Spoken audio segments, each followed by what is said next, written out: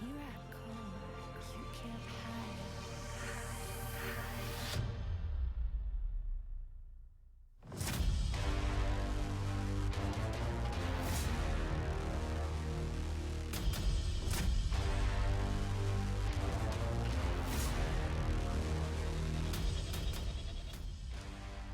Oh my goodness. I cannot believe we're making this episode already. How is the Halloween season already over? Where did it go? I don't know, but At Disney, it started in August. Halloween Horror Nights started in early September, and it's already over. you know what I just realized as you were playing that music? Is that I've come to accept that November is my Grinch month because I'm just upset that Sure. I'm upset that Halloween is over for the month of November. Fair enough. November's Grinch month. It's so weird because when I didn't live here in Orlando, Halloween was like October, and that was it. And I was ready for Halloween all October, and then once Halloween was over, I was ready for Christmas. Now, with Halloween starting in August, I am ready for Halloween to be done by the time October 31st gets here. Really? Yes. Okay, so I am the opposite. The second August starts, I am ready for Halloween. As soon as I can smell the pumpkin spice starting to hit the air, Sure. I am ready for Halloween season. Me too. And like I get so excited, but then as soon as November 1st hits and everyone's like Christmas, I'm like, no. No. You're not having it? No. December 1st is Christmas season. November 1st through the end of the month is Grinch month from now on. Fair enough. But like Fair enough. I feel like it went by so fast. It did. And- It did for sure. And I have one thing that I don't know if it'll change the way we buy our passes next year, but I am so frustrated that it did not, are the passes we bought that included the very last weekend last year didn't include it this year. Well, here's the thing, and I'm scrolling back in my calendar right now, but we got the pass that's available for Sunday through Thursday. Right? And so last year, the final night, I believe, was either Halloween night or it was November 1st, I think it was Halloween night. which was a Monday. Okay. The reason why our pass this year, the Sunday through Thursday pass, because they extended the dates through November 4th and it fell on a weekend. Well, but it also included the first weekend. Correct. It So I included just- the first weekend. So I guess I assumed that because it included the last weekend last year, it would include the last, like, One would assume, the yeah. last few events. So I don't know if that would change it for me because I feel like I really like seeing the times, and Oh my gosh. you get 70% off of merchandise the The- last couple of days, and we missed out on that this year. It was freaking unbelievable. The last night we went was the Wednesday before it ended, I The believe. second. I don't remember. I'm what pretty day sure it was the second because we didn't go on November 1st. And then we didn't realize that we couldn't go on the very last day, which was November 4th. I'm almost positive we went on the 2nd. Okay. So, whatever day it was, the lines were unbelievably short, like freakishly short, like never seen all season short. Yeah. It was when we were leaving on the last night that we went around like 12:30. There was like 6 or 7 houses that were 10 minutes or less. It's unbelievable. Stranger Things, I think every night we went there was like 70 plus. You know what? We went on the 1st because we didn't go on the last night we could go because you Correct, were working yeah. late. That's what it was. 'Cause I knew we didn't go on Thursday. Yes. But like Stranger Things, like every night that we went prior to that was like a minimum of 60 to 75 minutes At all night long. least. All night long. It was like 100 to 120 normally. And that on the last night that we went was like 30 minutes. It's crazy.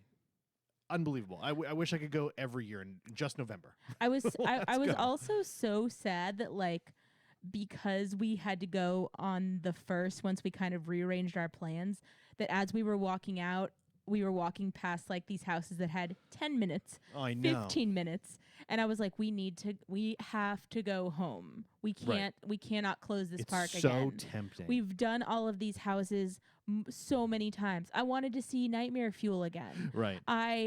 But I was like, you know what? Be responsible. we have to. We every other night we've said we're gonna leave early and didn't. So this is the one night that Right. we need to like leave. But I just can't believe that it feels like it flew by just in a flash. And I love Halloween season, and so I'm excited to talk about our experience because I feel like we really made use of our time at Halloween Horror Nights this year. For sure. The main objective of this episode here is to kind of close out our Halloween Horror Nights season.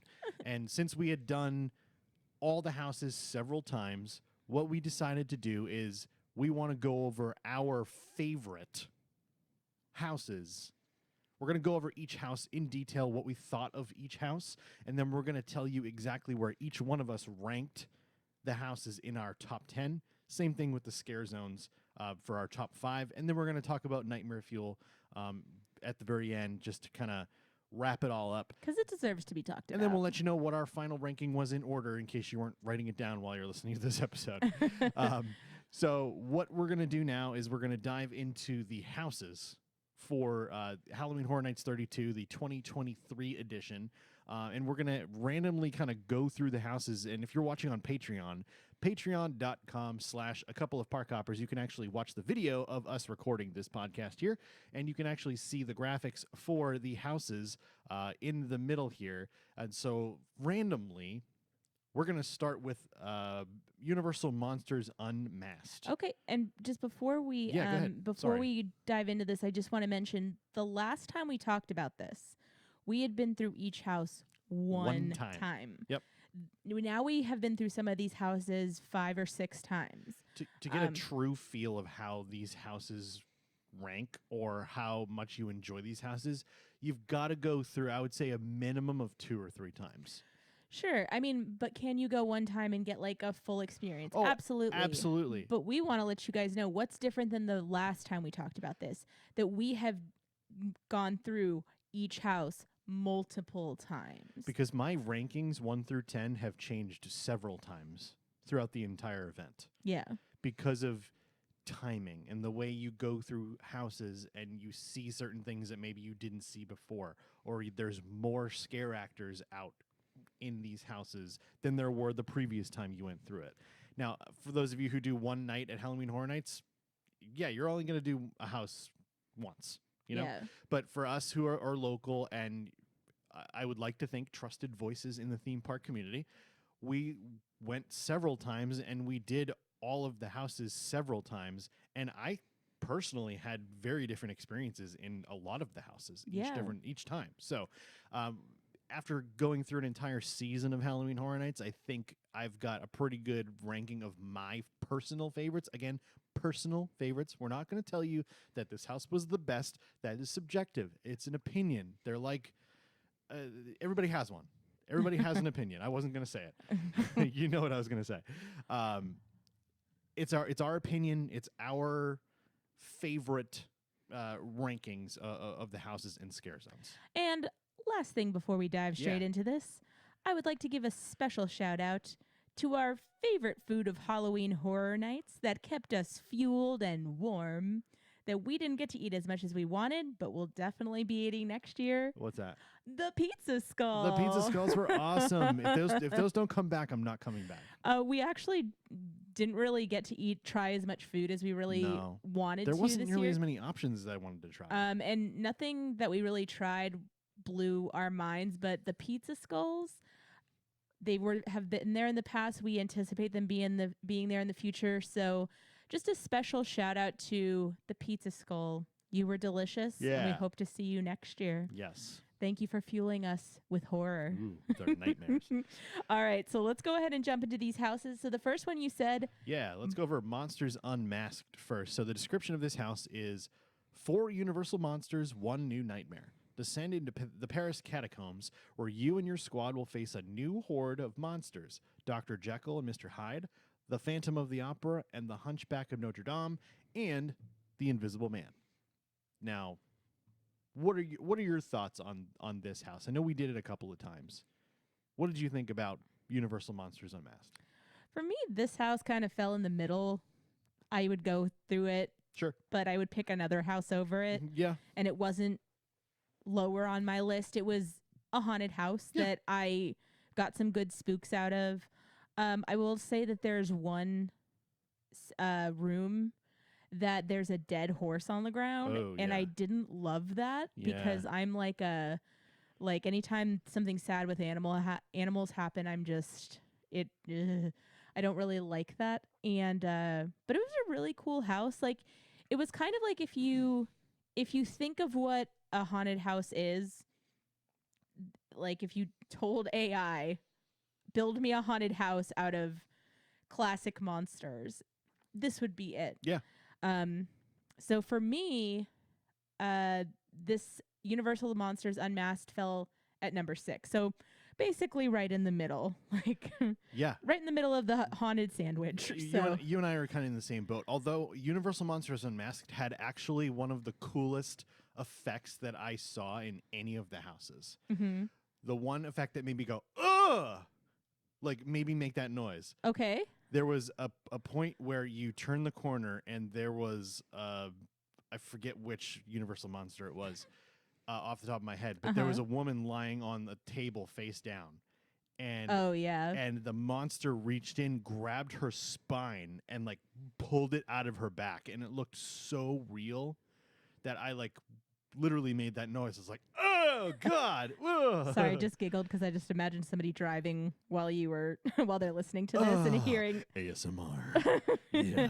but somebody from another car hearing that and being like, "Whoa." Yeah, that was a really cool effect. I remember when I saw that I was like, "Oh, I bet that person is like standing up because you can't comfortably and safely lie down on your stomach and Get your spine ripped out.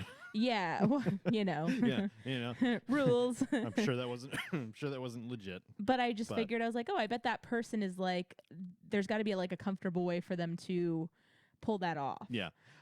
One thing that completely irritated me, and it's just a sound thing because I'm a sound guy. I love audio stuff. One thing that completely irritated me the entire time in this house was that voiceover, where the extra, we'd all about it, blah, blah, blah, blah, blah, blah, blah, like through the entire house. It was just like, oh my God, what is this kid? Like, get her out of here, or him. Yeah, I don't know how old I you don't, are. I don't know. With children, sometimes they sound Yeah. um But seeing like you Phantom can't of the tell. Opera be featured was really cool. Dr. Jekyll and Mr. Hyde, Hunchback, like those are ones you don't expect to be in a Halloween Horror Nights house. And so Yeah. seeing them kind of featured was really neat. But for me, and you said you were put them at 6? I put it at 6. And so for my ranking, I'm putting it at my number 7 house. Okay. So we're kind of on the same page, middle of the pack, more towards the bottom half. It was still a good house. It was cool to see some of the characters featured. It had one really cool effect for me, but it definitely doesn't rank higher than a lot of the houses for me personally. Yeah, in that same area, there was another effect. There was like a bungee effect where a scare actor kind of fell. Hunchback, yeah. Hunchback, where it looked like he was gonna like jump on top of you, and he kind of gets bungeed back. But that was also where they had some technical issues. And I know that like the safety of the scare actors is of the utmost importance, but that's where we heard that sound like the voiceover for like Oh, I know. Yeah. at least 5 or 6 minutes. Yes. So, but again, that's just what happens. You know, you got to take care of your people. But yeah, number 6 and number 7. So for ranked for us, but yeah, right in the middle. All right, let's go over our next house here. We've got The Last of Us. The step into the world of The Last of Us. And this is the video game. It's not based on the show. It's loosely based on the show, but it's mostly based on the PlayStation game. Because there was PlayStation logos everywhere. Step into the world of The Last of Us. You and your squad will encounter the haunting and overgrown world of the video game in a brand new, terrifying way. Stay silent if you want to survive a multitude of clickers, hunters, and more. So you tell me what you thought about this house first. I thought detail-wise it was really cool. I thought that...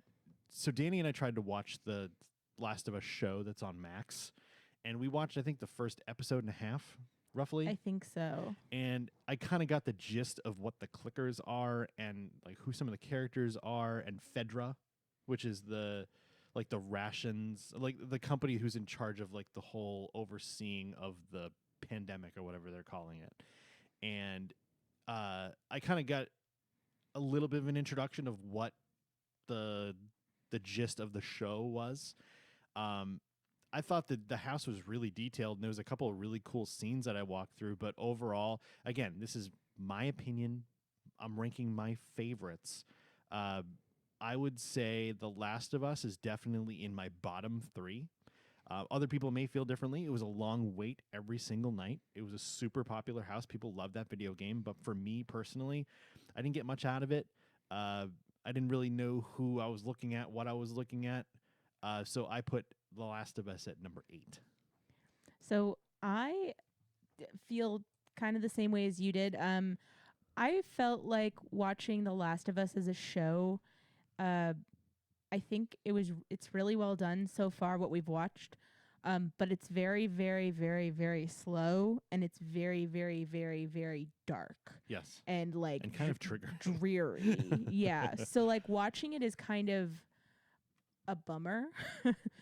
So like when you watch it, if it kind of it doesn't uplift you. And for me, like if I'm watching TV, I usually don't want to be sad after I'm watching Right, yeah. something. So, and a lot of it is just very dark and sad and like messed up, but it's really well done and very creative. I went ahead and put The Last of Us at number 7. So I'm kind of with you. It's towards the lower end. For me, it was more because it was gross. Sure. But it was meant to be gross. I don't want to walk through like bathrooms that look like that like was kind of weird. like poo stained bathrooms. Yeah. Well, I don't want to say the S word. It just sounds so Sheet icky. stained. Yes. It just sounds rugged when I say that. Like and like also ASMR rugged. also like the things kind of look like mutilated like body parts, Yeah. and I like it just wasn't scary as much as it was like Clickers. ugh, Yeah. bleh. To me, a clicker is a remote for a TV. I just think of dog training, like using a clicker. But I definitely think that they took you into the video game from what I can see. Yep. But it's not a house that I would have wanted to frequent very often. Like we went through a couple times, but every time we like walk through some spaces in that house, I was like, ew. Yeah. Well, yeah, I want to like Purell myself. I think you're going to understand why we ranked The Last of Us where it is when we talk about the other IPs that we really enjoy later on in the episode. Yeah. But again, I'm putting mine in the bottom 3 at number 8 for me, and you said number 7 for Number you. 7, yeah. I think we're both on the same page. I think maybe if we give The Last of Us show a better chance, maybe we might understand what we saw in the house a little bit better. But it's also over now. I also think that if you can enjoy the show and not want to walk through a poo-poo Sure. bathroom, Yeah. like with doors knocked off of it that look Right. like, everybody just, smeared feces all over the wall. Sheet. Are we allowed to say feces? Yeah. Okay. Why not? I don't know. It's gross. It's gross walking Feces. through. Yeah, it's pretty nasty. So, but it's not scary. It's just icky. Mm-hmm. And you don't really want icky. So that's kind of where I was. Yeah. And some of the house was really cool set wise though, I Yeah. will say. But yeah, number 7 for me, number 8 for you for The Last of Us. All right, moving on. Our next random house is Dr. Oddfellow's Twisted Origins. All right. So, Dr. Oddfellow's Twisted Origins. Your soul is a price he's willing to pay. You won't be able to resist going inside Dr. Oddfellow's menacing menagerie of twisted oddities. But the price for you and your friends is steep. The cost of your souls to feed his immortal power. Love it. This house was awesome. Just even from the outside, they had the projection mapped circus tent on the outside of the tent, and then you go through like this interesting little outdoor part before you even go in. So it feels like you're really truly entering like this crazy circus. And once you're inside, it is literally just a house of oddities. and freak shows. And I really love the feel of this house. When I first heard about what it was going to be, I thought it was going to be just a bunch of clowns, which, yes, there was clowns. It's a circus. It's a freak show. But it wasn't all clowns. There was so many different unique characters. Dr. Oddfellow appeared several times throughout the house. I really like that character a lot. I really love like the whole voodoo thing. I think that's super cool. He's very similar to Dr. Facilier. If you don't know who Dr. Oddfellow is, he's very similar looking to Dr. Facilier, like the big top hat, deep voice, like crazy deep voice down here. And I just really like him as a character, and the backstory of Dr. Oddfellow and the history he has with characters like Jack the Clown. Go ahead and check out the history of Dr. Oddfellow. There's lots of stuff on YouTube. Universal has their own podcast that actually is like a scripted story that you can listen to. It's really, really cool when they tie everything together with Dr. Oddfellow. But I really loved the house. I loved the colors. There was lots of jump scares. They had one particular puppet that I really liked, and that was the lion. Yeah. I thought that was really cool. And I think I had probably the most jump scares in that house of any house. So for me, and I wasn't sure we were going to get to this one this early because we're just randomizing here, but Dr. Oddfellow's Twisted Origins was my number one house. Wow. And so it moved up then from the future ranking or previous rankings that you had. Yeah. I believe I had it in the top 3 originally, but the more I went through it, the more I enjoyed it, and I think my final ranking puts it at number 1. It's funny that Dr. Oddfellow for you went up, because for me he went down. Interesting. But okay. But he didn't go down because I didn't love the house any less. Sure. He went down because one of the other houses I fell in love with more. Okay. And so for me, Dr. Oddfellow, I ranked that house at number 3. Okay. Now, I thought that house was so unique an experience walking through. The lion, the first time we walked through there, I was like, whoa, it's an animal. It was really cool. It was really real looking. Well, it wasn't just that there was a lion. There was a lion to your right, and he would roar. And then when you turned, a lot of times, I think twice they got me, where there was like a big like elk or like moose or bear, I don't know, some animal, some big animal that like it was just there. So the lion was there to distract you. Then when you turned around, you got another spook. Lots of the double-sided jump scares in this house. Yeah, I thought that the layout of this house was super, super creative in the way that they made it look like a circus tent, and it felt really big in there all the time. And I know it wasn't like as big as it felt. And overall, I thought that the consistency of the house, the vibe of the house, just overall, it was a fantastic house. And again, it would have been higher on my list if I didn't love 2 other houses just a little bit more. Exactly. So Dr. Oddfellow to number 3, and it more than deserved that ranking. All right, so let's move on to our next randomized house, and that is The Exorcist Believer. Do you want to read this one? Sure. An evil reawakened. 2 missing girls have been found with no memory of what happened to them. But wherever they went, the ultimate evil has returned with them. Enter the most terrifying scenes from the new Blumhouse film. So... What was that? I don't know. Blumhouse film. Here's the thing. I'm just going to say it. I put this number 8. I don't really mess around with like religious evil stuff. That's the stuff that keeps me up at night. Will keep me up at night.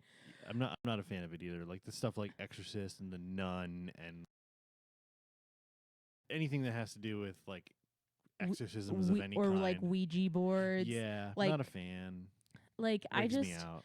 I just don't really love that cuz like you're crossing into like fun, haha, scary evil to like a little too real for me. Right. And I just I'm not really a fan.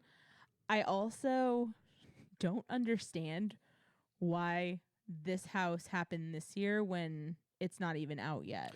Yeah, The Exorcist Believer was a new movie. I believe it came out on October 12th.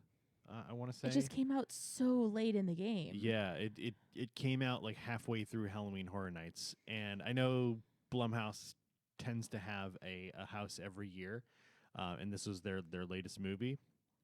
But it's hard to relate to something when you haven't seen it, especially on an IP house. But But I've seen the original Exorcist. I haven't seen this new one yet.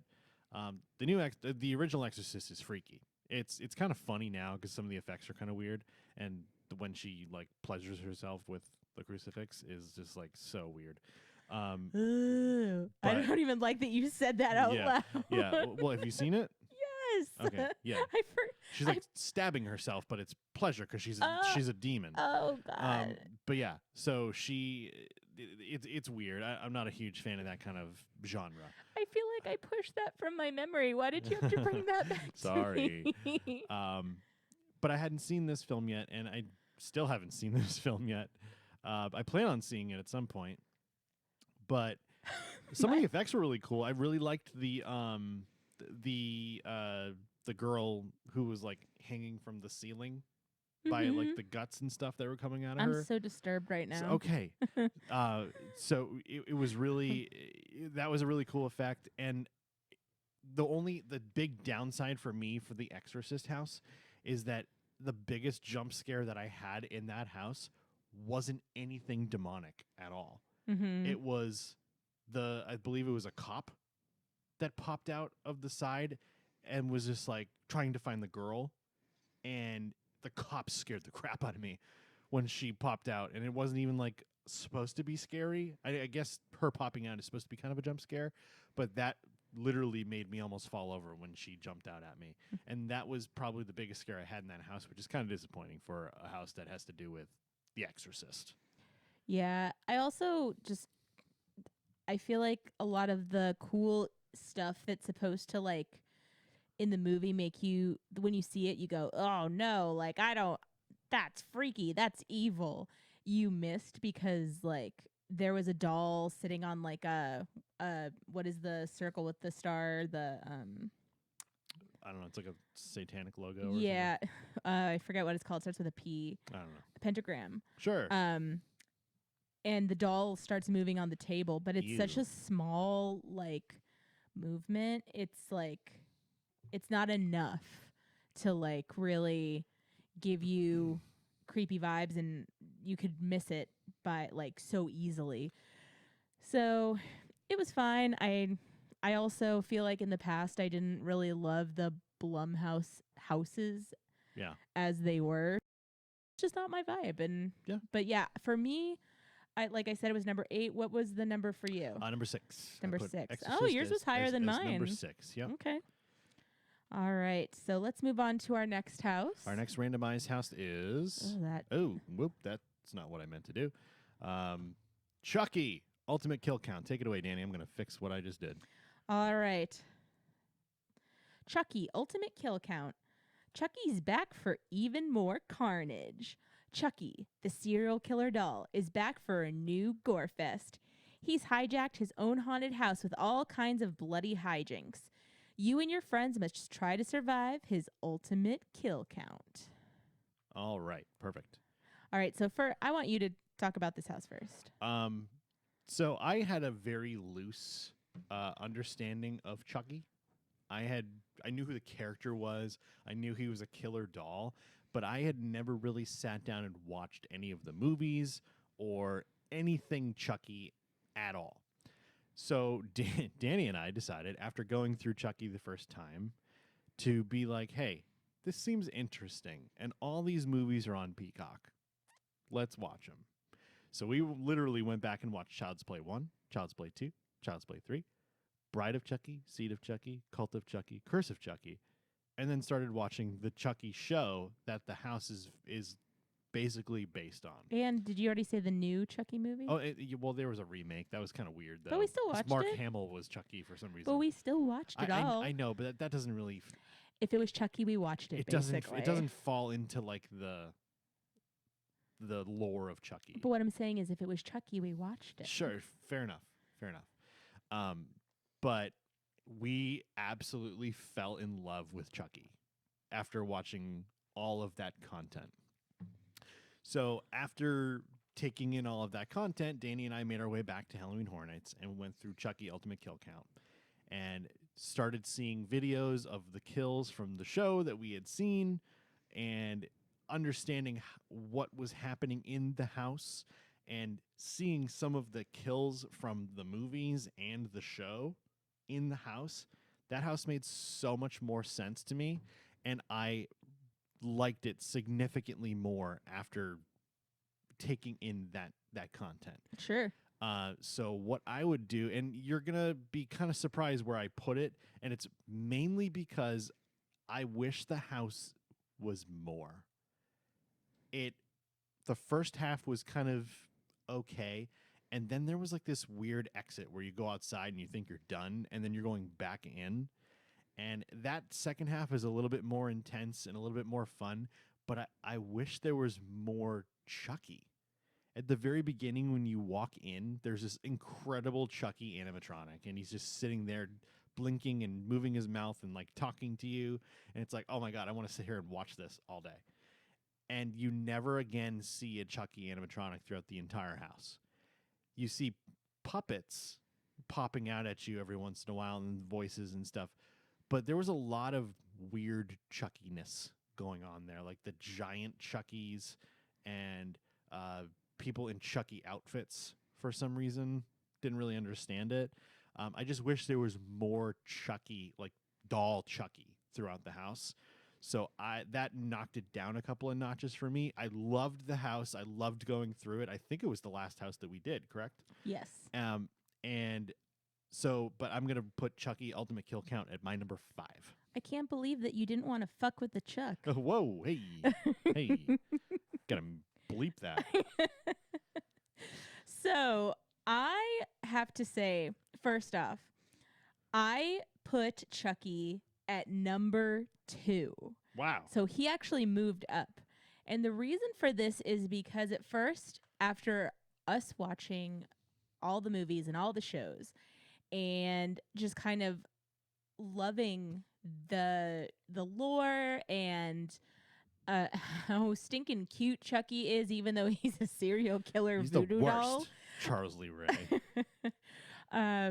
There's just so many, like, when you walk through the house, I actually went back and watched it with my sister's fiance, my future brother-in-law, Nick. We watched some of the other movies because he's starting to go through and watch them. We got to get Maggie to watch them too. But all of you should watch them too. yeah. However, when we went back and watched the last couple times we went through the house, I was pointing out to you, do you remember this death in this movie, which I didn't recognize at first. Yeah, I didn't either. Because we had only seen the movies one time through. So, and you know, his kill count is high, so it's hard to remember everything that he does. But I have such an appreciation, first off, for having an animatronic. The second you walk through the door, you see like an actual animatronic, which in memory, I don't remember there being one at an HHN house. I can't think of one off the top of my head. At least since we've gone. There probably has been one, but that was so cool to just see him, boom, here he is, alive, right in front of you. Then all the way through, Chucky is puppeteered by these scare actors, and some of them are actually acting as being part of Chucky's kill count while they're puppeteering Chucky. Right. Like, how cool is that? That's like a next level, like expectations from people who are working these houses. To give you kind of an idea of what Danny's talking about, like there was a scare actor, I believe, that had Chucky like sitting on their shoulder, kind of like climbing over from their back, and he was like stabbing them in the chest from behind. And so that's what she's talking about, where like the scare actor is like puppeteering Chucky while also being involved in the kill, where they're getting quote unquote killed, and Chucky is like on their shoulder, like stabbing them in the chest. I loved that. I thought it was great. But like that actor had to pretend that they were being murdered by Chucky while they were puppeteering Chucky. Yeah. And Stabbing themselves. yeah. On top of that, like there were so many cool things that I missed. Like different Chuckies from the show. Yeah. How when there were different Chuckies, I started noticing like who they were. Even, you know, the death of Tiffany Valentine. Yeah. You see her in the bathtub, Mm-hmm. and you see her doll Yeah. on the floor. And I didn't realize that it was like a tribute to all of Chucky's kills. Yeah. And the more we went through it, the more I was like, this is really cool. It is not a house. It's not an experience that I personally have ever had before in a haunted house, where you've got the acting, the puppeteering, and an animatronic. Right. And for that reason, I'm out. I put Chucky at number 2. All right. Moving on. Our next random house is Stranger Things Season 4. Take it away, Danny. Or I'll do it. Try to escape the curse of Vecna. You'll need your squad to resist Vecna's gruesome curse. Like 11, now's your chance to stop him once and for all as you take on the scariest season of Stranger Things yet. So, I'll just start this one off. Sure. This was my number 1 house, baby. Oh yeah. Oh yeah. So the reason this house was my number 1 is they did such a beautiful job of taking you and putting you directly into a season that was like, I don't know, 14 hours long or something like that. Yeah. Something like that. So they brought all of the characters to life. The scenes that they created, you literally felt like you had just turned on Netflix and stepped into those scenes. From, you know, Chrissy being on top of the ceiling, Eddie and Dustin being on top of the roof, and, you know, fighting what were the bats? The Demobats. Demobats. Yeah, and there was just so much, like 11 fighting with 1. I mean, there were scenes that you were walking through the middle of the scene and things were happening on both sides of you. Granted, I will say, I don't know if everybody would love this house if you haven't seen Stranger Things. If you don't like Stranger Things, then forget it. But for me, I thought it was just such a beautiful tribute to a season that was just so well done. Mm-hmm. And they put you right into it. So for me, Stranger Things was number 1, and that's why you go to Halloween Horror Nights, to have experiences like that, and like Chucky. Like, that's why you go to these places. When I go to theme parks, I like to be immersed. Yes. And this house did the best job of immersing you into an existing product that I've seen in a very long time. Right. I love Stranger Things. You and I have watched all 4 seasons when they came out. Stranger Things 4, we've watched twice. Yes. We watched it again right before Halloween Horror Nights because we hadn't watched it in about a year or so when it came out originally. But we both loved this season. I remember vividly sitting on our couch being like so invested in the final 3 or 4 episodes of that season, which were basically movies. Yeah, I think one of them was like 2 hours. Yeah, but I remember like yelling at the TV when spoiler alert, when Eddie gets attacked and being like, no, not Eddie, no. Like, I was so invested in this season. And so walking in, like you said, the first thing you see is Eddie's trailer, and you hear the Stranger Things music in the background, and you hear, Chrissy, wake up! And then you walk in, and Eddie's on your left, and Chrissy's getting cracked on the right, on the top right. And you hear her bones oh crunching. My God. just like right away you're in it. You're in it for the long run. And then you start going through all these different scenes. You run into Vecna for the first time.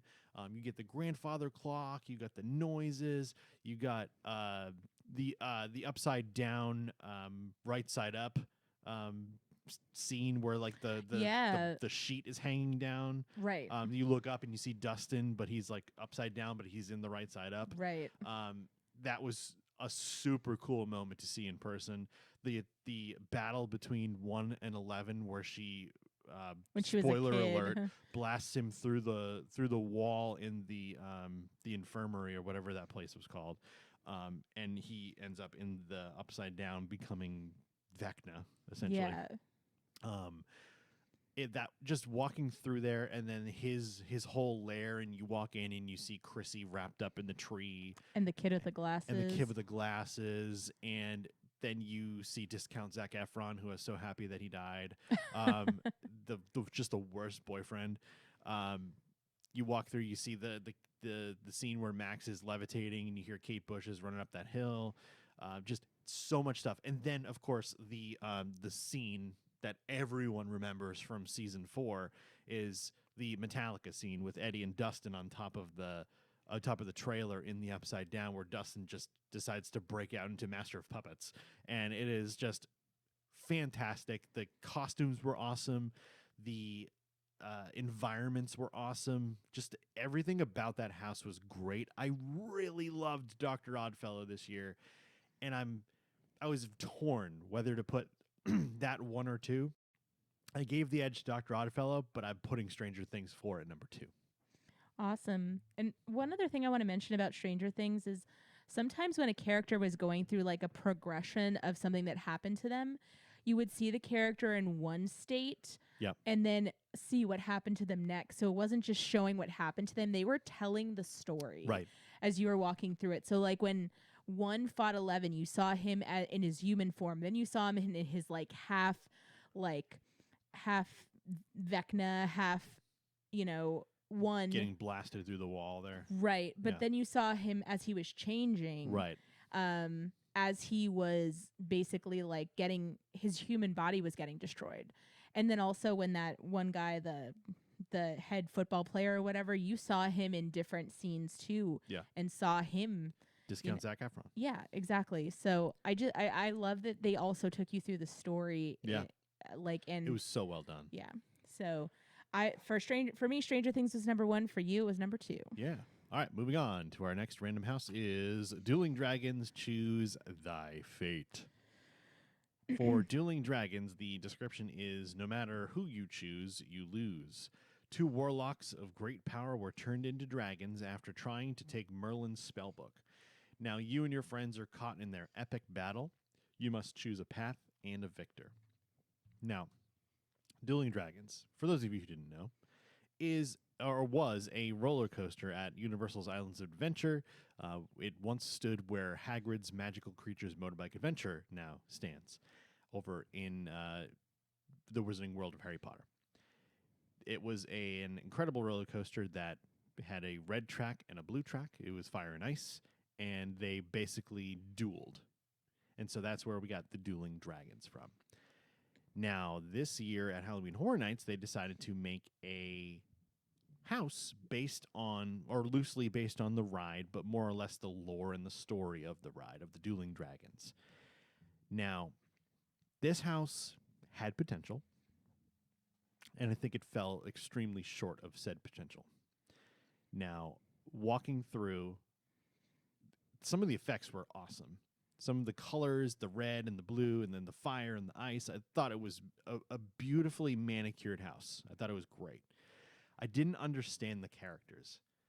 They almost looked like the Night Walkers from Game of Thrones, or they looked kind of like Megatron, like the face. Mm-hmm. They were like this weird, like pointy heads with like fangs, and I couldn't tell if those are supposed to be like dragon people or they were supposed to be dragons. I don't really know what they were supposed to be. And forgive me, I'm not super familiar with the lore of Dueling Dragons, and somebody out there listening to this can be like, No, that's not what it is. You don't even know what you're talking about. I don't know what I'm talking about, and that's why I'm saying this. I didn't understand what those characters were. And then you go along, and there was one really cool scene where you had both of the dragons, the red and blue dragons. At the end, they were breathing smoke, and then you chose your fate. You chose your path. You either went to the fire side or you went to the ice side, and you picked one. You went through, and there was maybe another 20 feet of haunted house, and that was it. And so I only went through the ice side. I actually never went through the fire side. So I don't really know what happened on the other side, but for this whole thing to literally be called Dueling Dragons Choose Thy Fate, you go and choose your fate, and then there's really nothing that happens after that. I thought that was incredibly disappointing and underwhelming, and so I put Dueling Dragons Choose Thy Fate at number 9. I put mine at number 9 too. I thought this house, I don't care if there's somebody out there and who's saying like, you don't know, whatever. No, like that house was not good. It deserved to be down there. It made no sense. The characters made no sense. Uh, this house, I can only imagine that somebody said, oh, let's do a house in memory of Dueling Dragons. And then nobody could argue because it was already on the table. Like, that's my only thing that somebody with enough pull must have said, I need this. I need you to, like, put into the history of Horror Nights this roller coaster. This roller coaster that wasn't even in the same park as Halloween Horror Nights. What are y'all doing? Yeah. Also, just like the entire thing was just kind of cringy. The characters were cringy. The dragons were cringy. Nothing about this house was really exciting, to be honest. I think that it was just not a house that should have happened. Sure. And also, if you're going to choose your fate should be more than 5 steps. Right. Yeah. So y'all did the house, but it wasn't impressive. It deserved number 9, and it would have been lower if the last house wasn't. I didn't have even stronger feelings about. Yeah. So farewell, Dueling Dragons. May we never see you again. Absolutely. So let's move on to our next random house, and that will be Yeti Campground Kills. Yeti or not, here they come. You and your friends are about to venture into a 1950s campground overrun by huge, menacing Yetis who rip apart anyone that gets in their way. You must flee to the Ranger Tower to escape. You want to go first on this one? Yeah, I put Yeti at number 4. I thought this was a very like old school horror movie, outdoors at the campground. Everybody is getting eaten by something terrifying, just like your basic, haunted house lore. And I think they did a great job of executing it. Was the thing.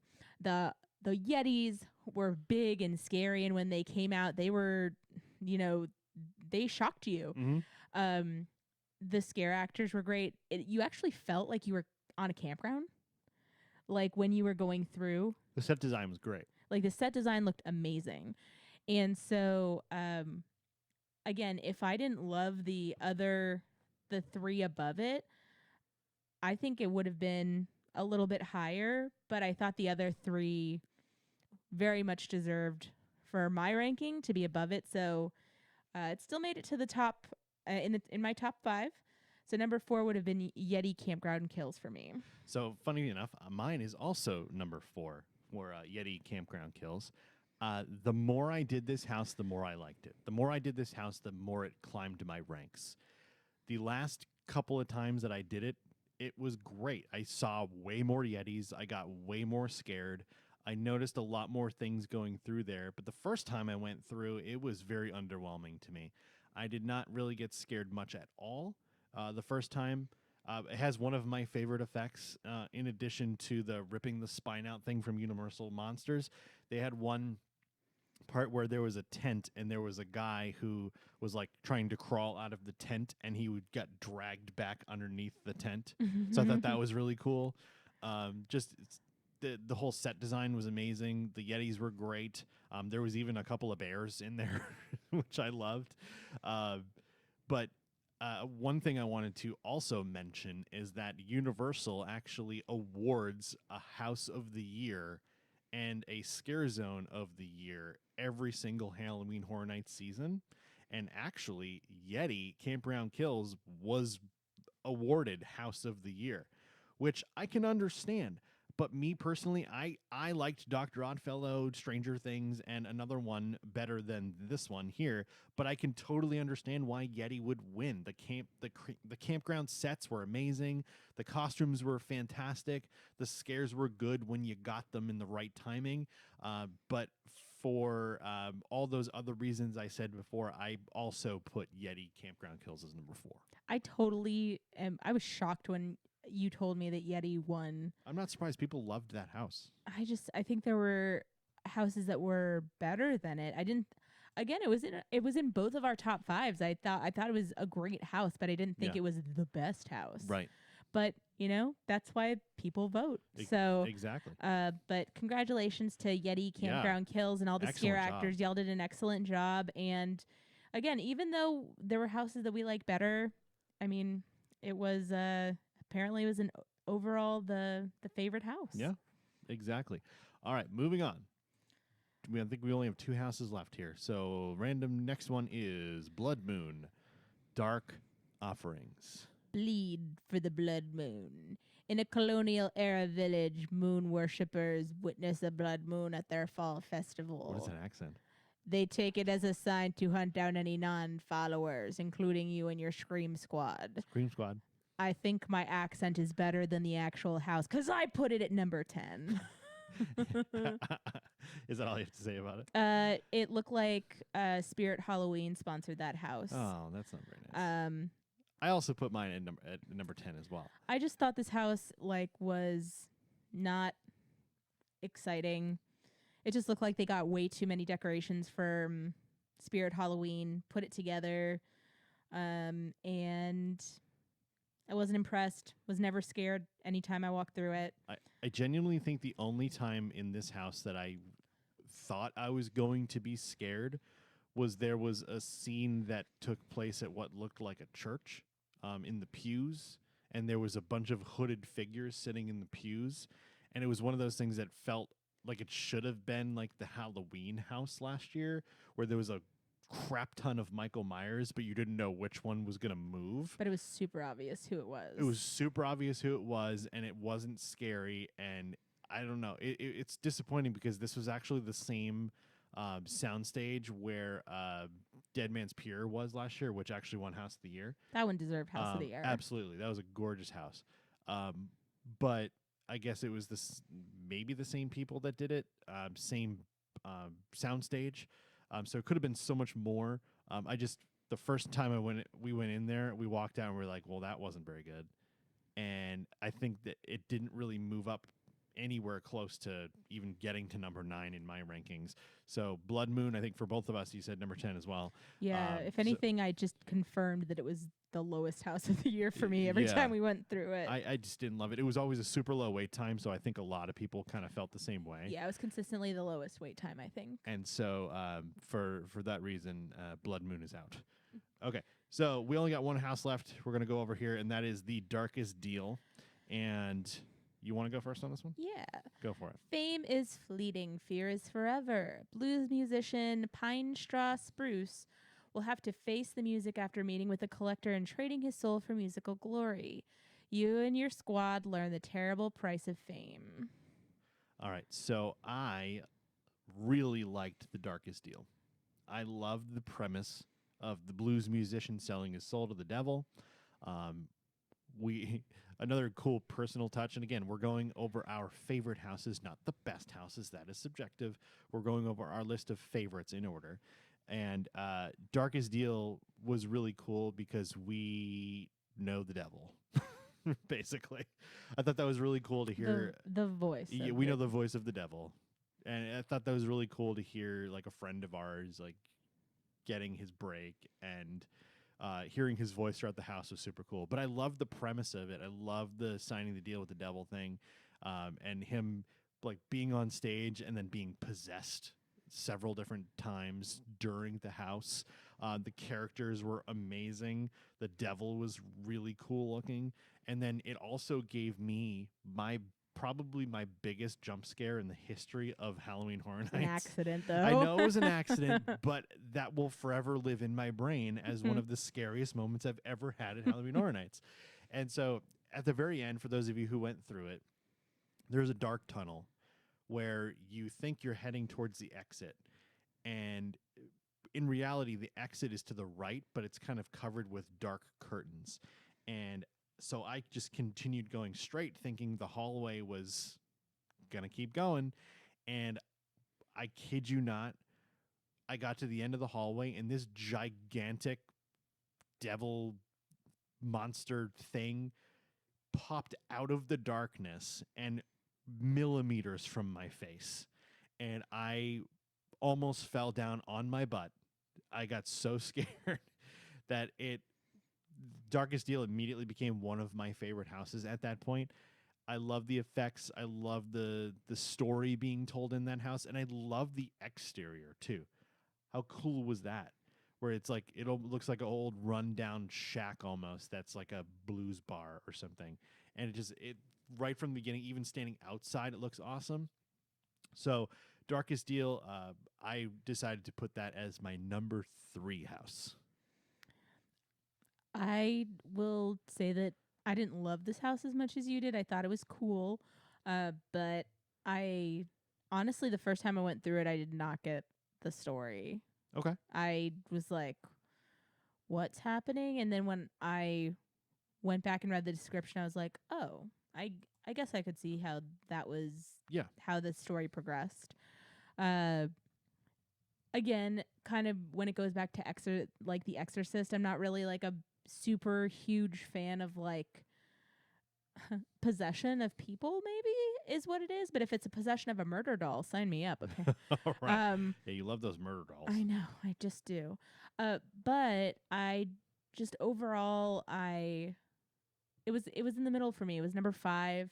I could go to it or not go to it, but right. I thought it was a cool house. Just wasn't really my vibe, I think, is what it was. I mean, that's more than fair. I mean, everybody's entitled to their own opinion, and again, these are our opinions of what we thought was best, in our opinion. And for our favorites. Yeah, but our favorites. But yeah, I would put Darkest Deal as number 3, and you had it. Where was it? Number 5. Number 5. So middle of the pack. Yeah. Pretty good rankings. In the middle of the horror sandwich. I mean, for me, I got 1, 2, 3 of the non-IP houses in my top 5. So that's great. That's awesome. There's 5 non-IP houses. For 3 of them to be in my top 5, well done, Universal. I think this year was really great. 3 for mine too. Yeah, that's awesome. I love it. So that's our coverage of all the houses. Let's go over our rankings real quick, just before we move on to the scare zones. Okay. So my rankings from number 10 down to number 1. Number 10 was Blood Moon Dark Offerings. Number 9 was Dueling Dragons Choose Thy Fate. Number 8 was The Last of Us. Number 7, Universal Monsters Unmasked. Number 6 was The Exorcist Believer. Number 5 was Chucky Ultimate Kill Count. Number 4 was Yeti Campground Kills. Number 3 was Darkest Deal. Number 2, Stranger Things Season 4. And my number 1 house was Dr. Oddfellow's Twisted Origins. For me, going from 10 to 1, number 10, Blood Moon Dark Offerings. Number 9, Dueling Dragons Choose Thy Fate. Number 8, The Exorcist Believer. Number 7, The Last of Us. Number 6, Universal Monsters Unmasked. Number 5, The Darkest Deal. Number 4, Yeti Campground Kills. Number 3, Dr. Oddfellow's Twisted Origins. Number 2, Chucky Ultimate Kill Count. And number 1, Stranger Things 4. All right. So those are our rankings of our favorite to least favorite, or least favorite to favorite houses from Halloween Horror Nights 32. Every year, there are more than just houses at Halloween Horror Nights. There are scare zones. Yes. Which are not indoors. They're basically part of the park that you need to walk through to get to the houses. Now, if you're not into the whole scare zone thing, they do not confront anybody that's on the sidewalks. So if you want to avoid being spooked, walk on the sidewalk and they will not bother you. But there were 5 scare zones this year, and I didn't find out until a few days in that they were actually all linked to Dr. Oddfellow, which is really cool. Now, every once in a while, the scare zones are just kind of different areas that don't really relate to each other. But this year, they were all tied to this year's icon in Dr. Oddfellow. Now, I have have my rankings for the scare zones. We can go 5-1 again, or we can just do random scare zones. Let's touch on which one do you want to do first? I do just want to mention that I first off found the scare zones this year very underwhelming. Sure. I don't disagree. I didn't get scared almost at all in the scare zones. So I don't know where we want to start, but I think we should just go through each one like we did before and say that. But just to say right off the bat, I think that overwhelmingly the houses were the greatest piece of Halloween Horror Nights. They generally are. Right, but the scare zones had just like a very strange like just overall experience. And usually they do have a little bit, you can pick your flavor of scare zone, and it was all the same flavor this year. Sure. So all right, well, let's go in order of what we have written here then. Let's go over the scare zone. Let's start with Dr. Oddfellow's collection of horror. Dr. Oddfellow will lure you into Halloween Horror Nights with a promise of immortality. As he lifts the veil on all the horrors to come, you'll soon realize that you may not even survive the night. Now, Dr. Oddfellow's collection of horror was technically like the front entrance of Halloween Horror Nights. And so the one with the big sign, the one with all the fog when you first start walking in, and they're just kind of characters in the fog. And for that reason, it kind of fell short. They didn't have the flames coming out of the Halloween Horror Nights gate this year, which is always a really cool touch when you're walking in. The music was kind of odd. It didn't really feel Oddfellow. It didn't really feel like scary. It almost felt like punk rockish, like electronic. it was just kind of boring. Yeah, it wasn't like, I didn't feel like I was walking into a scary event. I felt like I was walking to a nightclub. Yeah. Well, also in other years, they had stages where they had scare actors up on the stages, like dancing or just like scaring you. They had the Pumpkin Lord. Yeah. There was also a year where they basically had like a, I don't know what you would call it, but like you had to walk through the entrance. Yeah. And they had pumpkins. Yeah. Like all throughout, like a wall of pumpkins that you had to walk under. Mm-hmm. And it was huge, and it just totally set the tone. And all they had this year was the silver like set that said Halloween Horror Nights, without fire, without pumpkins, without stages, without a bunch of lights, no dancing scare actors. And there was also very few. There were very few monsters consistently, though. Yeah, and it wasn't just a one-time experience. Like they had a couple of really cool like stilt walker monsters that were significantly taller than the guests, so you could see them, and thought that was really cool. But for the most part, I didn't really ever get spooked walking through there. And then Dr. Oddfellow, who is obviously the icon of this year's event, had like this whole kind of stage setup that was right there, but most of the time he wasn't even on it, and he was just kind of meandering through the crowd, which is cool, but why did he move like a sloth at the DMV? Right. I would have much preferred Dr. Oddfellow to come out in like sets, every 20-30 minutes come out and do a thing on the stage. I'd much rather that than him just kind of lurking around. Yeah. Because he should be there welcoming you to Halloween Horror Nights. Yeah. And because because it was at the very front and the set design for the very front kind of fell lackluster for me. I put this as my last place. I put this Scare Zone as my number 5. I put it as number 4 because there was one that yeah, that was not an awesome introduction to Halloween Horror Nights 2023 when you first walked in.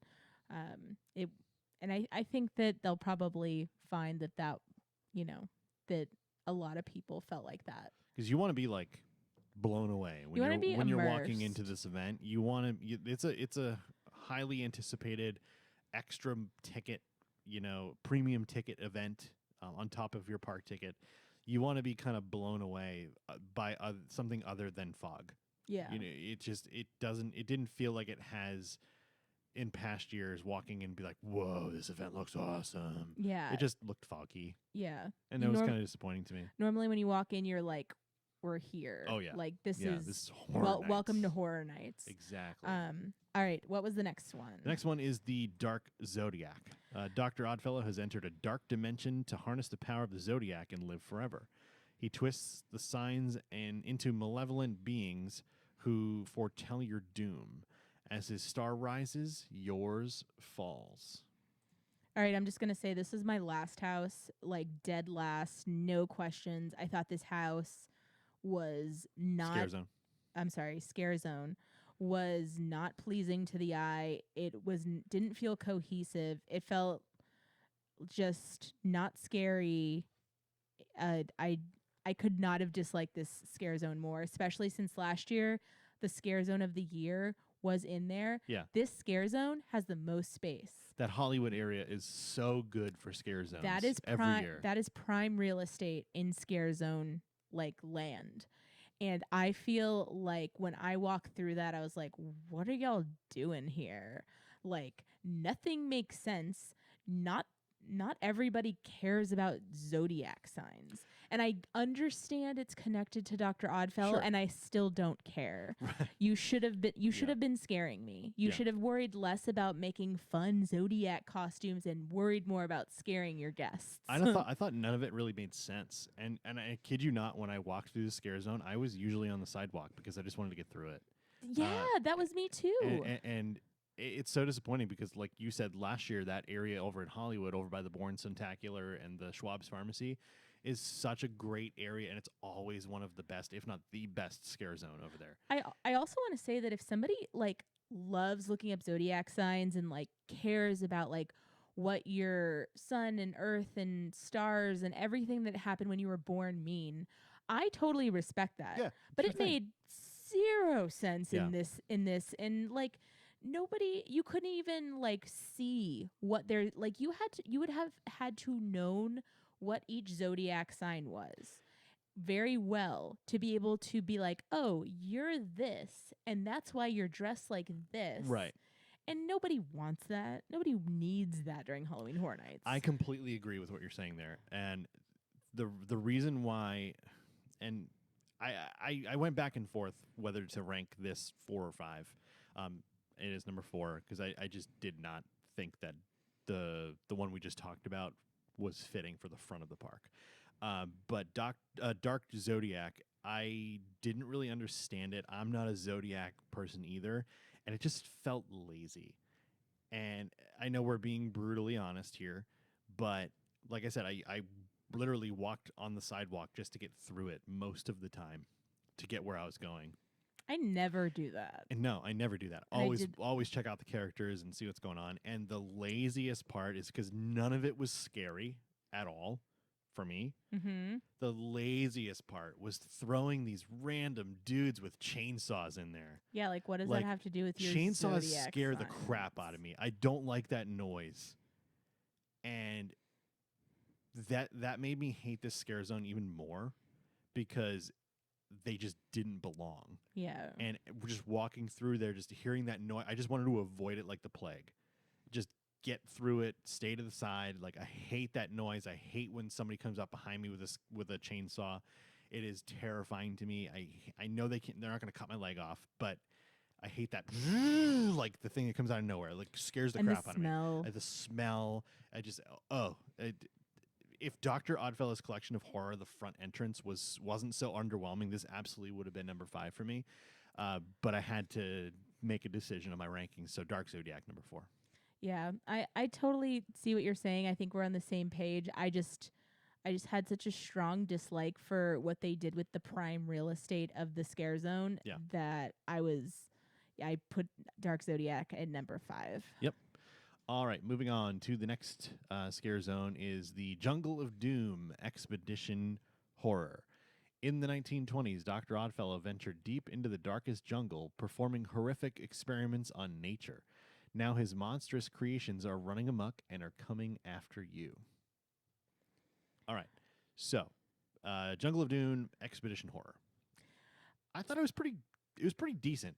Generally, the Central Park area, the one where in between, like where Animal Actors is, and like going towards the Central Park area and the what's the name of the little Mexican place right there, where you get the walking tacos, La Bamba. That's it right there. It's always one of the least great scare zones because it's such a small It's just small and tight. real estate to work with. Yeah. And generally it's just kind of like random things jumping out at you. But I did really like the story of Dr. Oddfellow, younger self, kind of finding the skull, and I thought that was really cool, and him like possessing everything. So this scare zone definitely wasn't the worst one this year for sure. And again, this all ties together Dr. Oddfellow in different decades, all these scare zones.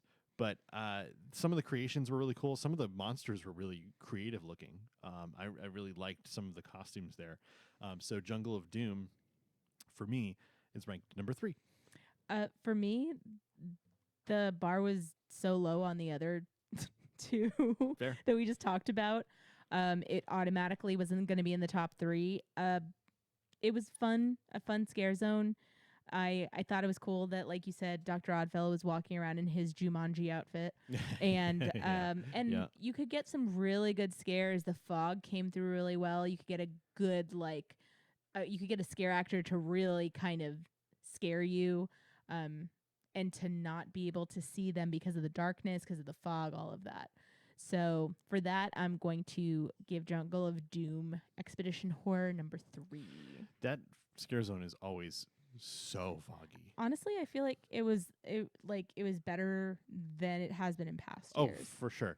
But like you never really get blinded by fog like you do in that scare zone. Right. And that makes it that much better because they don't have a lot of space to work with. So if anything can kind of scare you out of the blinding fog, that's great. Right. That's awesome.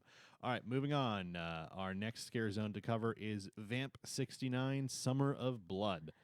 At a 60s music fest in a small New York town, you'll jam to popular bands with fellow concertgoers until Dr. Oddfellow unleashes vicious vampires on the audience.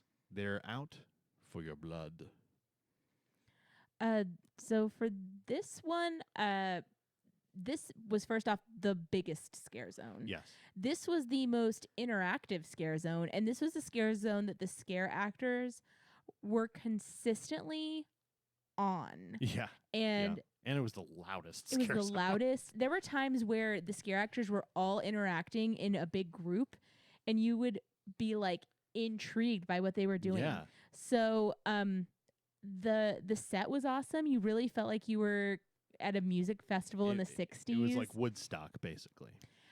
The way, and again, I can't express enough how the scare actors interacting with the vampires just came across so much fun. Yeah. And you would have like a scare actor who was like, I don't know, man, it's really bad. And then you'd have a vampire that just came along and like got him. Yeah. And they kept their quality of the scare zone higher than like every other scare zone by far.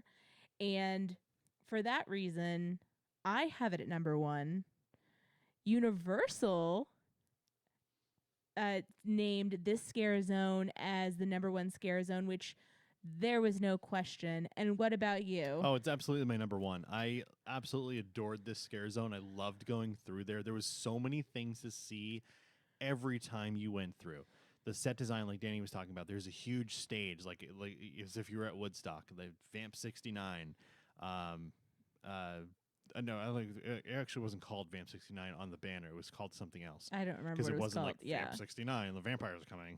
Like, they didn't know. The people didn't know that they were at Right. the concert. But they had like cars that were like full painted, a full painted bus, a They full had painted hippie buses. Volkswagen Bug. Yeah. And they also had like a car that looked like a car from the 60s Yeah. that had like beer cans in the dashboard, which Yeah. is something that like in the 60s was just like when you watch old movies, Yeah. there'll be like drive in and just like, Yep. instead of drinking a soda, that was just Yeah. Crack like a Budweiser.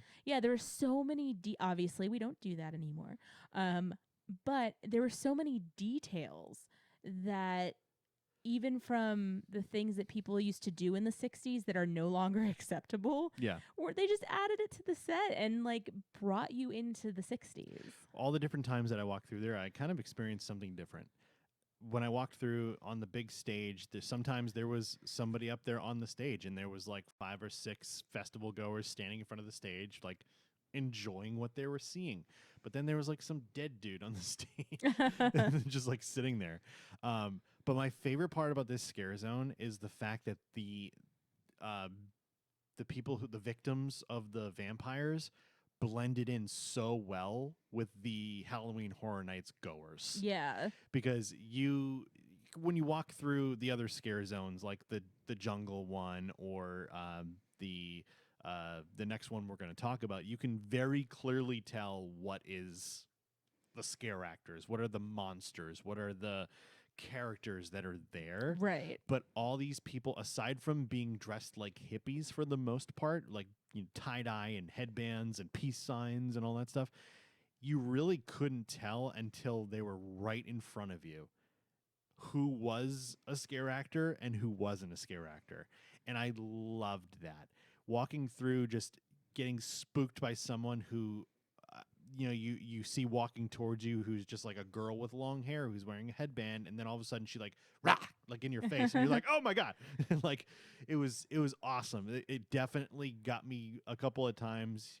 The scare actors were always on, like you said. There was a couple platforms where they had like these scare actors that were just kind of grooving and dancing as though and- nothing was going on. Yeah, as if nothing was going on. They were just enjoying the music of the festival, Which is very like 60s. Yeah. Like, it's all right, man. Love, totally peace and awesome, love. dude. Yeah, everything's great. Before I forget, I also want to give a shout out to 2 scare actors who I saw multiple times pull this bit, where it was a guy with the like hat. It was like what I think like a newspaper hat. And I think I know what you're talking about. he carried a heart around. Yes. Yep. And what he Yep. would do is he would find this other, I think it was another vampire, and he would like interact with her, and then he'd get down on his knee and hold out a heart to Yeah. her as though he was like a proposing. proposal. Yeah. And all these other people and vampires and like scare actors would be like, yay! And then they turn around and be like, brah. I loved that. And I love that there were different like pieces, like different stories Yeah. happening that if you paid attention you could catch them. Like and the soundtrack was impeccable. I don't know what the deal was with them getting licensing for music or anything like that, but it was like the hits of the 60s. Walking Yeah. through there was like the Beatles and Sweet Caroline and like a bunch of other stuff that was happening in there, and it was so much fun to be in there. It was so loud. There was just people popping out everywhere. Everyone was 100% on, and there is no doubt. Like if you vote another scare zone above Vamp 69, I don't know what event you attended. Yeah. Because this was far and away the number 1 scare zone of the year, and rightfully so. Universal also voted it that way. Absolutely. Well, we have our last scare zone, which also was a very small scare zone. It was in the San Francisco area of the park. So this was Shipyard 32 Horrors Unhinged. And Enter a 1940 San Francisco shipping yard full of mysterious crates and cages bearing Dr. Oddfellow's symbol. Beware, his nightmarish oddities have now escaped, spreading fear and chaos in their wake. I believe that you and I both voted this scare zone number 2. Is that correct? Number 2. Is that correct? That is correct. So I do think just if you listen to everything we were saying about the first 3, they were in the bottom 3. Vamp 69 was obviously number 1 for us. So the only spot left was number 2. And honestly, this scare zone deserved it. It had some really cool creatures. It had cages set up with like these flashing lights where these creatures could pop out and you wouldn't see them at all. Yeah, there was definitely some spooky stuff going on in there. And then my favorite scare actor character is this bat. And she's either on stilts or she's on the ground. And her Stilts, for sure. wings are well, no, she was on the ground That's sometimes. True. That's true. Yeah. And she is her face is so cute and scary. She's got big old ears. Yeah. And anytime I asked her to see her wings, she'd just be like, "Oh, you want to see my wings?" And she'd like put them out, and I'd be like, "You're so amazing." And she'd kind of like go from being scary to be like, "Oh, thank you so much." Yeah. And like, I love that scare actor. Like, whoever that, I'm sure there was multiple scare actors who played the bat, but she was my favorite. So, just in relation to all the other scare zones, and because this one just did it well with the space that they had and had great characters and scares, number 2 for me. Absolutely. I completely agree with you there. Shipyard 32 is my number 2 scare zone as well. Just because Vamp 69 was so good, something had to be number 2. And this was, most years, this might even be number 1. But Vamp 69 was so good. But I loved some of the scare actors in this zone. Like you mentioned, the one that was in the cage, that one always got me. Like they would like bang the cage and it was really loud. Right. And then there was a couple of really cool ones walking around. The bat was fantastic. But one of my favorite ones, and I don't remember if you know which one I was talking about, but there was one where it almost looked like the wall of like a shed or Mhm. something. And every 10 seconds or so, this thing would like burst through the wall of the Right. shed. Lights would flash. And then when it went back in, the wall looked like it closed back up. And like So you didn't even basically, know. it was like bungee. It would bungee back. Yeah. So it would like close back up and look like there was no like way to get through. Right. And I loved that effect. I thought that was really cool. And it was long. I liked the all the different types of monsters that were just kind of walking around. And again, like if Vamp 69 wasn't so darn good, this may have been the best scare zone of the year. So Shipyard 32 in the San Francisco area got number 2 for me as well. All right, so we're just going to run this down, and I'm actually going to run our list down together because the top 3 were the same for each of us. Yeah. So for both of us, number 1 was Vamp 69. Number 2 was Shipyard 32. Number 3 was Jungle of Doom. And then for me, number 4 was Dr. Oddfellow Collection of Horror, and number 5 was Dark Zodiac. And then for you, number 4 was Dark Zodiac. And number 5 was Dr. Oddfellow's Collection of Horror. Yeah. The front entrance. So for that, we were pretty much on the same page, other than our last 2. But I know that next year will be a completely different vibe with the scare zones, and so. Shout out to Vamp 69. You were the star of the Scare Zone show. Mm-hmm. All right. Speaking of stars of the show, we're going to talk about a certain show that was the sexiest, was The tightest. the tightest. All the leather. Oh, was the The most bondagey. was the hottest. The hottest. Was the most metal, had the most magic, The most nightmares. and just overall was such a vibe and is such a vibe every year, full of talented people. Oh my God, the dancing that's in this show is unflippin' believable. I don't like watching that many talented, sexy people who can throw fire and twist themselves into knots is like crazy to watch. I think the most impressive part about Nightmare Fuel, Revenge Dream, which is this year's iteration of Nightmare Fuel, is the fact that all those people out there in the show are giving 200% every performance. Yeah. And no one slacks off. No one half-asses it. It is like they are going in, balls to the wall, every performance. Yeah. And that is so impressive to watch. So let me go ahead and read the Yeah, go for it. description before I forget. The show that sparked your darkest dreams has reignited. Let your nightmares burn out of control as the pyro and aerial performers fire you up to the beat of metal and electronica. Now, this Love is it. the third year of Nightmare Fuel. Correct. And the first year that we saw it, my jaw was on the floor because I was like, yeah, it's just like a show. I mean, the last show I had watched in there was Bill and Ted's Excellent Adventure. I love Bill and Ted's. I didn't. Shut up. Whatever. I would take Nightmare Fuel 10 That's times out of 10. That's sacrilege for you to say No, you don't like Bill and Ted. I would take Nightmare Fuel 10 times out of 10. I take them both. Give me both. No. I don't want one or the other. I want both. No. Here's the Put thing. Bill and Ted's over at Animal Actors. No, put Bill and Ted's, if you want it, go put it during the day. Ugh, Nightmare What? No. Nightmare Fuel is a vibe. It is like the tone of Horror Nights, I feel like. No? I mean, yes. That's what you want Horror Nights to be. You want it to be sexy and fun and scary. Sure. And But I also like funny. I love pop culture stuff. I love when it makes fun of pop culture. I love fell it. asleep sitting up watching Bill and Ted. Honey, you're talking about a day where we did 3 parks. I still fell asleep. I wouldn't have That's fallen. not a fair assessment. I wouldn't have fallen asleep during Nightmare Fuel. That's not a fair assessment.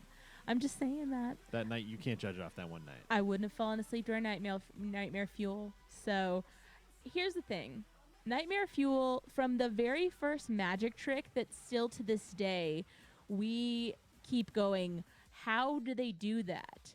And to every song that they, like you said, put their all into, they're throwing fire. They're twisting into pretzels in the air with another person attached to them. And they're doing all of that flawlessly, making it look easier than I walk down the street. Like, it is unreal. And the confidence of that entire cast, they deserve to have that confidence. But it is so much fun to watch because of how much fun they're having and how confident they they love are what they're doing. in every moment. And the music is awesome too. For sure. There isn't a song in there that you're not just jamming They're to. all bops. They're all great. And they're all like audio. They're all like Technica remixes of a bunch of songs. So I love the music. It's so good. And one thing that we got this year that we haven't had in the past is the reveal of the Nightmare Queen. Right. And how badass does she look when she walks out? Like that red, like devil outfit thing she's got going on. It's so sparkly and shiny.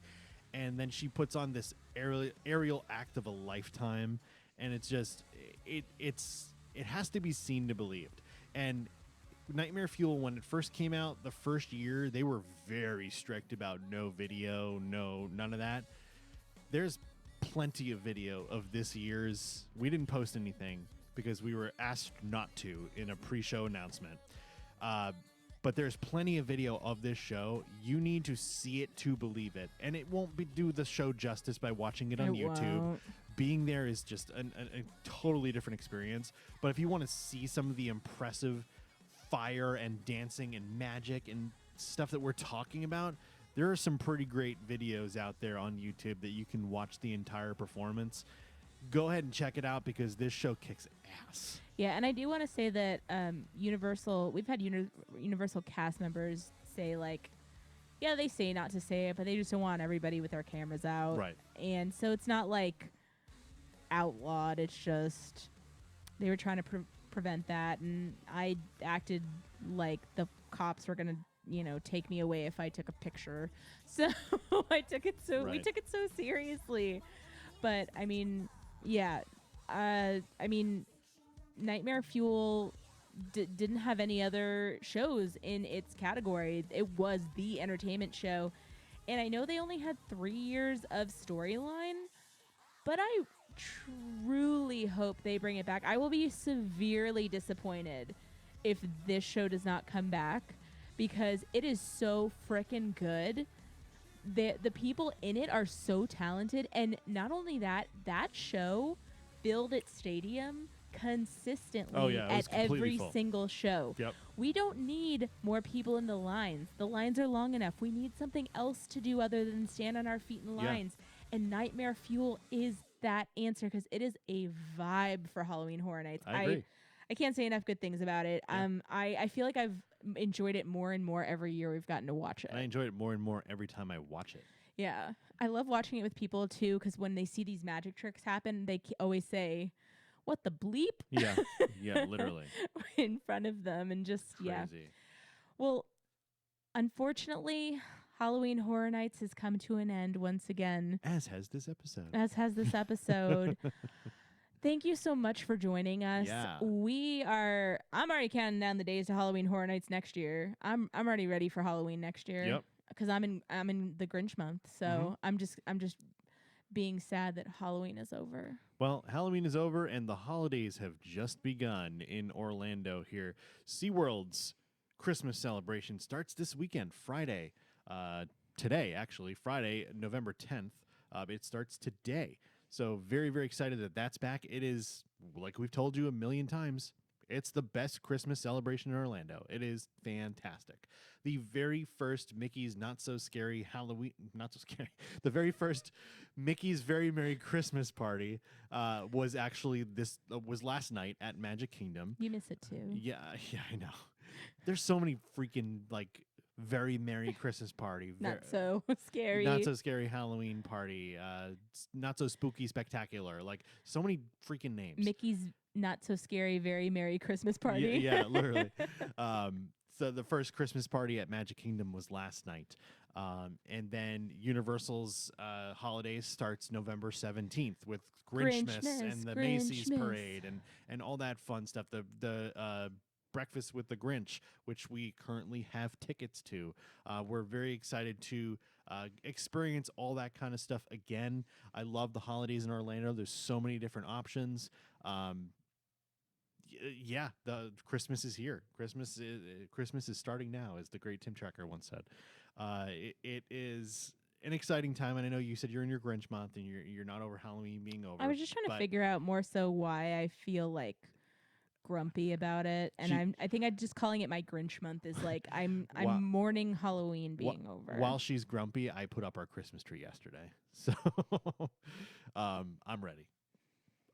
We've been celebrating Halloween since August 12th, so I'm very excited to move on to something else. And as long as we don't overplay Mariah Carey, I'm totally fine with it. Make Kelly Clarkson the new Christmas song. Make Christmas great again. Ooh, no, take that back. Never. McGah. Ooh. MCGA. No, Yeah. we don't even pretend to be on that side of the political scale. That wasn't political at all. We don't even pretend. Yeah. No. So lots of stuff happening. We're going to be covering a bunch of it. Stay tuned for future episodes. We're going to cover a bunch of the Christmas stuff here. Stay tuned. Patreon.com/a couple of park hoppers. You can support us for as little as $3 a month. We got some really cool content coming out really soon. Do we want to talk about what our next video is going to be? Because I released it to Patreons to see, like, it was like a little sneak peek of what is coming. Do we want to talk about real quick what our next YouTube/TikTok video is going to be?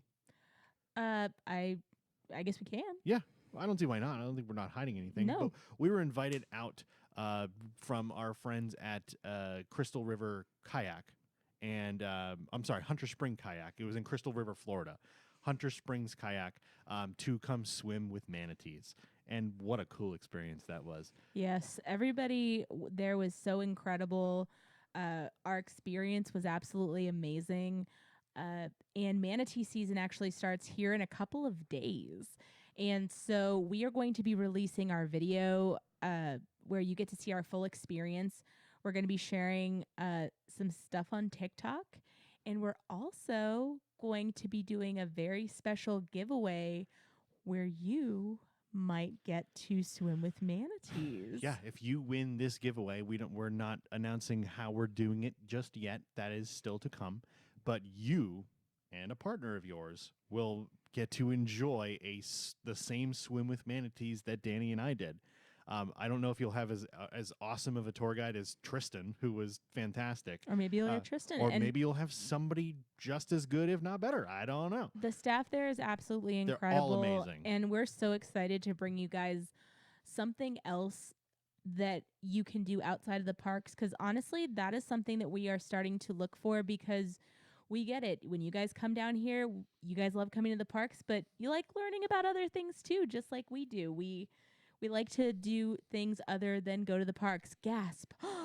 Can you even believe that? But yes, of course we do. And we want to share that with you. And there are lots of amazing businesses to support and experiences to go out and do. And this is just the beginning, but it's a good one. So make sure that you keep your eyes and ears to the floor, because we're going to be sharing that very, very soon. We've got a lot of things in the pipeline almost ready to go here at Park Hopper Central. We're very excited to show it all to you over the next coming months. Things are happening for us, and so we're really, really excited. So it's a great time to be a park hopper. Put it that way. And thanks for coming along on the journey. Yeah, of course. But until next time, I hope that you have a very merry Grinch month. And until next time, we will see you around the parks. Thanks for listening, everybody. and happy holidays. See ya.